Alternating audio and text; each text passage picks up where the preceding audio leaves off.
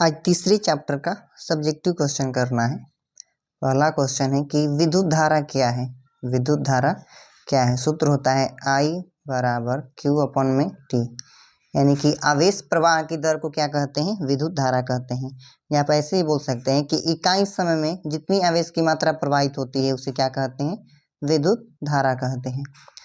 अगला है कि धारा घनत्व क्या है, इसे J से सूचित करते हैं। J बराबर क्या होता है? I अपॉन में A। जो हर में होता है उसके साथ एकांक लगता है, यानी कि एकांक क्षेत्रफल से जितनी धारा गुजरती है उसे ही क्या कहते हैं?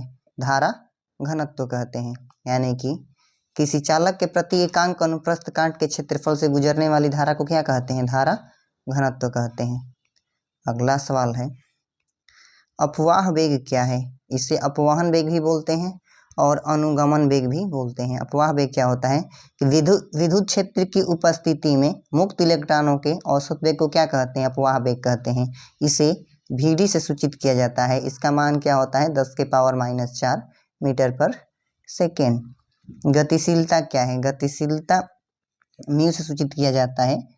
म्यू बराबर होता है VD अपॉन में E, यानी कि मुक्त इलेक्ट्रॉनों के अपवाह वेग तथा आरोपित विद्युत क्षेत्र के परिमाण के अनुपात को क्या कहते हैं? मुक्त इलेक्ट्रॉनों की गतिशीलता कहते हैं। अगला प्रश्न है कि ओम का नियम क्या है। ओम का नियम आप दो तरीके से बोल सकते हैं। या तो बोलिए कि V समानुपाती I होता है। किसी चालक के सिरों के बीच लगाया गया विभवांतर उसमें प्रवाहित विद्युत धारा के समानुपाती होता है। अगर समानुपाती को बराबर में बदलेंगे तो एक कांस्टेंट लगाएंगे। R यहाँ क्या है? प्रतिरोध है। या आप ऐसे ही बोल सकते हैं कि चालक के सिरों के बीच आरोपित विभवांतर तथा धारा का अनुपात क्या होता है? एक नियतांक होता है। इस नियतांक को ही क्या कहते हैं? प्रतिरोध कहते हैं। या तो आप ऐसे बोलिए, नहीं तो ऐसे बोलिए। यदि किसी चालक की भौतिक अवस्था अपरिवर्तित रखा, जैसे लंबाई, क्षेत्रफल, ताप, चालक के लिए ताप बढ़ाने पर प्रतिरोध बढ़ता है, लंबाई बढ़ाने पर प्रतिरोध बढ़ता है और क्षेत्रफल बढ़ाने पर प्रतिरोध घटता है। यदि किसी चालक की भौतिक अवस्था न बदली जाए तो उसके सिरों पर लगाया गया विभवांतर उसमें प्रवाहित विद्युत धारा के समानुपाती होता है। V समानुपाती I बोलिए, या V और I का अनुपात क्या होता है? एक नियतांक होता है। इसे क्या कहते हैं? ओम का नियम कहते हैं। अगला है कि विद्युत प्रतिरोध क्या है। विद्युत प्रतिरोध क्या है? तो विद्युत प्रतिरोध किसी पदार्थ का वह गुण है। विद्युत प्रतिरोध किसी पदार्थ का वह गुण है जिसके कारण पदार्थ अपने भीतर होने वाली धारा के मार्ग का विरोध करता है। विद्युत प्रतिरोध किसी पदार्थ का वह गुण है जिसके कारण पदार्थ अपने भीतर होने वाली धारा के मार्ग का विरोध करता है। अगला प्रश्न है सातवां आपका कि 1 ओम की परिभाषा दीजिए। 1 ओम की परिभाषा दीजिए। देखिए V बराबर क्या होता है? IR। अगर हमें R ज्ञात करना हो तो क्या होगा? V अपॉन में I कर लीजिए। R बराबर क्या है? R बराबर V अपॉन में I। हमें R का मान 1 लाना है, 1 ओम लाना है, तो V का भी मान क्या रख लीजिए? आप 1 रख लीजिए और I का भी मान क्या रख लीजिए? 1 रख लीजिए।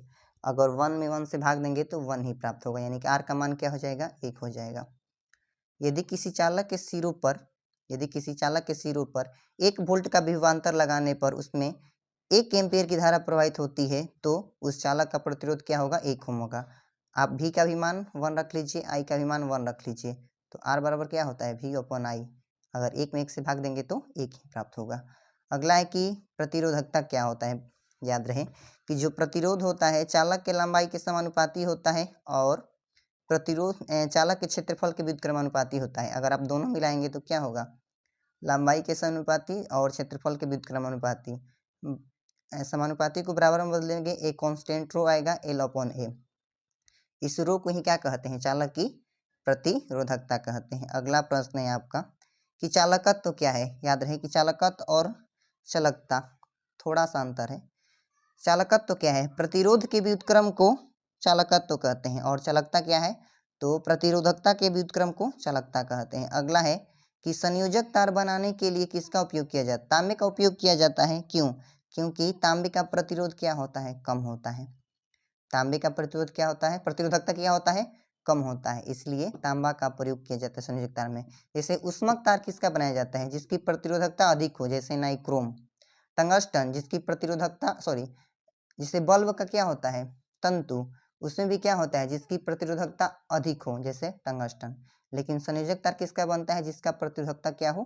कम हो, जैसे कि चांदी, एल्युमिनियम, तांबा, इसका क्या बनता है, संयोजक तार बनता है। लेकिन प्रश्न क्या है कि संयोजक तार बनाने के लिए तांबे का उपयोग किया जाता है, क्यों? क्योंकि तांबे की प्रतिरोधकता क्या होती है, बहुत कम होती है। अगला है कि प्रतिरोध के संयोजन के लिए सूत्र स्थापित करें। चलिए इसको लास्ट में बनाएंगे। अगला सवाल है कि विद्युत वाहक बल क्या है, विद्युत वाहक बल क्या है?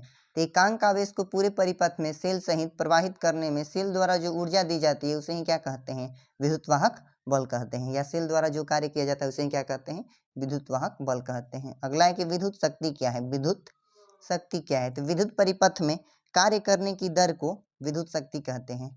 विद्युत परिपथ में कार्य करने की दर को क्या कहते हैं, विद्युत शक्ति कहते हैं। अब किरचॉफ का प्रथम नियम सुनिएगा ध्यान से, आप दो तरीका से बोल सकते हैं। किरचॉफ के प्रथम नियम को किसी संधि पर सभी धाराओं का बीजगणितीय योग क्या होता है, शून्य होता है। मान लीजिए कि 2 एम्पियर की धारा आ रही है, ये 4 एम्पियर की धारा, इसका मान क्या होगा, 6 एम्पियर। आने वाली धारा को धनात्मक लेते हैं और जाने वाली धारा को ऋणात्मक लेते हैं। 4 2 6 यानी कि +6 हो जाएगा एम्पियर, और जाने वाली धारा को क्या लेंगे, -6 एम्पियर। दोनों को जोड़ेंगे तो क्या होगा, शून्य होगा। या आप ऐसे बोल सकते हैं कि किसी संधि पर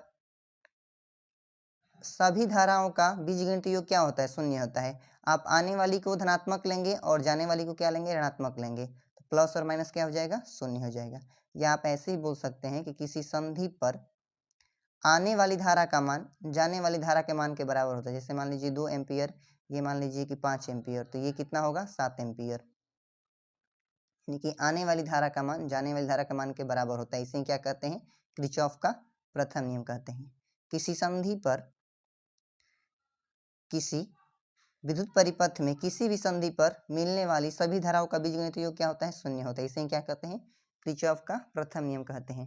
आप ऐसे ही बोल सकते हैं कि किसी संधि पर आने वाली धारा का मान जाने वाली धारा के मान के बराबर होता है। इसे क्या कहते हैं, किरचॉफ का प्रथम नियम कहते हैं।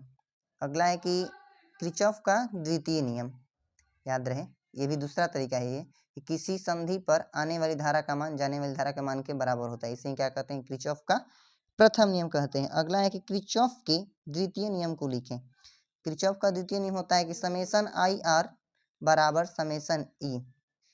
आई आर मतलब आई विद्युत धारा, आर मतलब प्रतिरोध, और ई मतलब विद्युत वाहक बल। यानी कि किसी बंद परिपथ में धारा और उसके संगत प्रतिरोधों का योगफल उसमें कार्य करने वाले सभी विद्युत वाहक बल के योग के बराबर होता है। यानी कि समेसन आई आर बराबर क्या होगा, समेसन ई।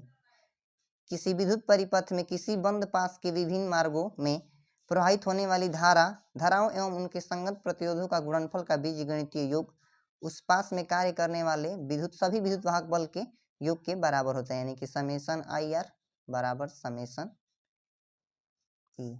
इसे क्या कहते हैं, किरचॉफ का द्वितीय नियम कहते हैं। अब है प्रतिरोध का संयोजन वाला ना। प्रतिरोध का संयोजन के लिए देखिए, अगर श्रेणी क्रम हो तो इसमें श्रेणी क्रम में आई क्या होता है, समान होता है, भी बदलता है। आई समान होता है, भी बदलता है, जो बदलता है उसे ही जोड़ते हैं। V1 प्लस में V2 प्लस में V3 कर लीजिएगा। अगर मान लीजिए कि तुल्य प्रतिरोध क्या हो, R हो, तुल्य प्रतिरोध क्या हो, R हो, तो क्या होगा, इसकी जगह पर रखिए आई आर बराबर, इसमें रखिए आई R1 प्लस में आई R2 प्लस में आई R3। आप आई कॉमन लीजिएगा तो कट जाएगा। यानी कि R बराबर क्या होगा, R1 प्लस में R2 प्लस में R3। अगर समांतर क्रम हो तो समांतर क्रम में भी समान होता है, आई बदलता है, जो बदलता है उसे ही जोड़ते हैं। आई बराबर I1 प्लस में I2 प्लस में I3। अब ओम के नियम से रखिए आई के स्थान पर। मान लीजिए कि तुल्य प्रतिरोध क्या हो, तुल्य प्रतिरोध क्या हो, R हो, तो क्या होगा, V अपन में R बराबर V बटा में R1। V तो बदलेगा नहीं क्योंकि समांतर क्रम में आई बदलता है, V नहीं। और इसके लिए क्या होगा, V बटा में R2। इसके लिए क्या होगा, V बटा में R3।